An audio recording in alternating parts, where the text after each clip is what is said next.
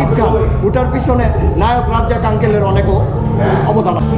আজকে আপনারা দর্শক জানেন যে জাতীয় চলচ্চিত্র দিবস উৎসব, এই উৎসব ঘিরে আজকে সারা দিন খুব সুন্দর একটি প্রোগ্রাম হয়েছে।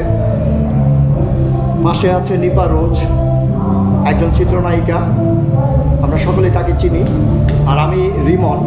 আসলে আপনাদের সাংবাদিকদের মাধ্যমে, মিডিয়ার মাধ্যমে কিন্তু আমরা প্রচার হয়ে থাকি এবং আমরা স্বতঃস্ফূর্তভাবে আমরা যে কাজগুলো করি আপনারা দেখিয়ে থাকেন। যেমন সম্প্রতি 30শে জানুয়ারি ময়নারচর মুক্তি পেয়েছে। এই ময়নারচরের পরিচালক ছিল মুস্তাফিজুর রহমান বাবু, আর এখানে আমি অভিনেতা হিসাবে রিমন রায়ের সূর্য ছিলাম, এখানে নায়িকা হিসাবে সুস্মি রহমান ছিলেন, ইমন ছিলেন চিত্রনায়ক, তিনি এখন বর্তমানে আমেরিকায় আছেন।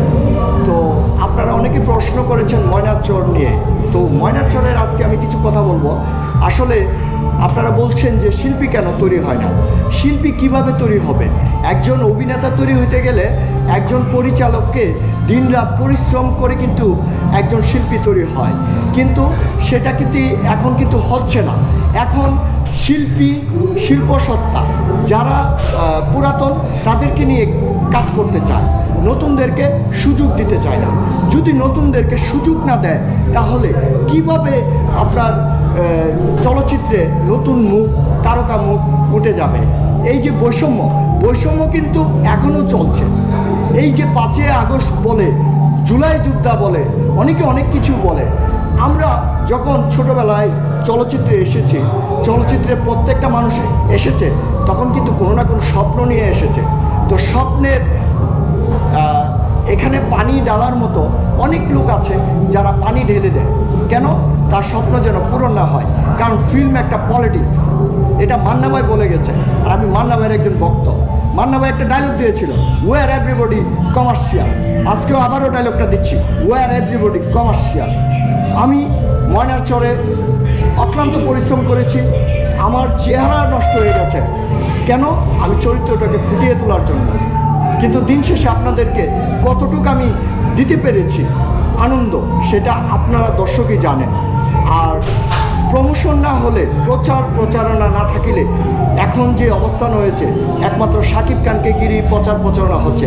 শাকিব ভাই সিনিয়র, ওনাকে আমরা সম্মান করি, ওনাকে আমরা সম্মানের শ্রদ্ধার জায়গায় রাখি, কারণ উনি একজন সিনিয়র অভিনেতা, উনি অনেক কষ্ট করে এসেছেন। আজকে দেখি যে কিছু আর্টিস্ট ওনাকে নিয়ে, শাকিব খানকে নিয়ে উল্টাপাল্টা বলে। তো শাকিব খানের যোগ্যতা কিন্তু সবার হয় না, আমারও হয় না। তো আমি একটা কথাই শাকিব ভাইয়ের কাছে আপনাদের মাধ্যমে, সাংবাদিক মিডিয়ার মাধ্যমে রিকোয়েস্ট করব, আমরা যারা নতুনরা কাজ করতে যাই, আমরা ডান্স করি, আমরা অভিনয় শিখছি, আমরা পারফরমেন্স শিখি, হ্যাঁ, তাদেরকে যদি শাকিব ভাই আমাদেরকে নার্সিং করে, শাকিব খান যদি আমাদের বড় ভাই হিসাবে আমাদেরকে দায়িত্ব নেয়, তাহলে যেমন ধরেন আমি যদি বলিউডে যাই, বলিউডে যখন শাহরুখ খানের ছবি, তারপরে ওম শান্তি ওম, তারপরে জব তক হ্যায় জান, আপনি যদি ছবিগুলো দেখেন, এখানে দেখবেন এখানে যে বিষয়টা আছে সেখানে দেখবেন যে এই শাহরুখ খান অনেক আর্টিস্টদেরকে সাপোর্ট দেয়। আজকে শাকিব খান ওটার পিছনে নায়ক রাজ্জাক আঙ্কেলের অনেকও অবদান আছে, এটা বাংলাদেশ, কারণ এটা বাংলাদেশ। তো